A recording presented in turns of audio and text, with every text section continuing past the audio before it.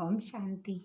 आज 11 अक्टूबर की मुरली में बाबा ने कहा, तुम्हारा फर्ज है सबको सुख शांति का रास्ता बताना, क्योंकि बाप हमें सुख शांति का रास्ता बताते हैं। इसलिए हमारा भी फर्ज बनता है हम अपने भाई बहनों को सबको सुख का रास्ता बताएं, शांति का रास्ता बताएं।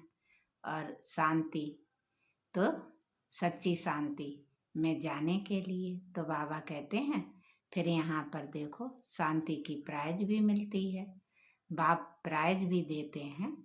तो बाबा कहते हैं कॉन्फ्रेंस साथ करते हैं शांति के लिए कि दुनिया में सुख शांति हो, तो इसके लिए जो सुख शांति का रास्ता बताता है शांति के लिए, तो फिर वो उससे प्राइज भी मिलता है।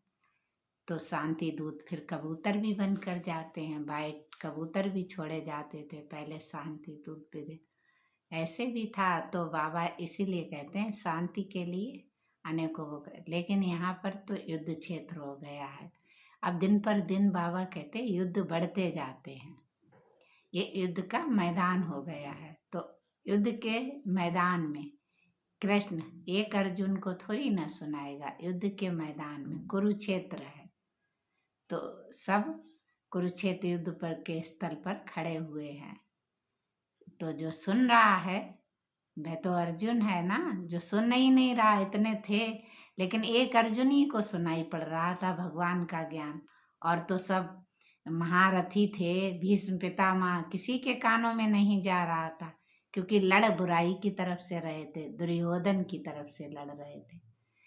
तो राम महाभारत जो बनी है सब इसी संगम युग की बातें हैं, लेकिन यथार्थ ना जानने के कारण सब कुछ बताया गया है। चाहे महाभारत ले लो, गीता ले लो, यदा यदा धर्मस्य ग्रामीण भवत भारतस्य, हैं तो यहीं पर सब बातें थीं। लेकिन पवित्रता सुख शांति की जननी थी, यहीं हम शांति स्वधर्म में रहते थे। दुख अशांति का नाम निशान कब था? 5000 वर्ष पहले भारत स्वर्ग था।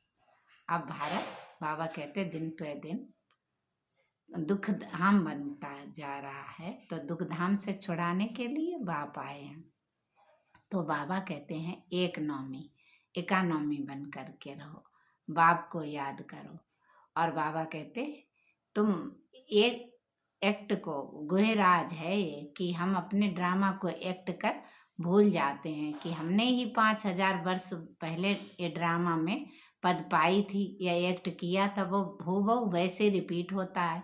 लेकिन भूल जाने के कारण, जैसे कोई तूफान आए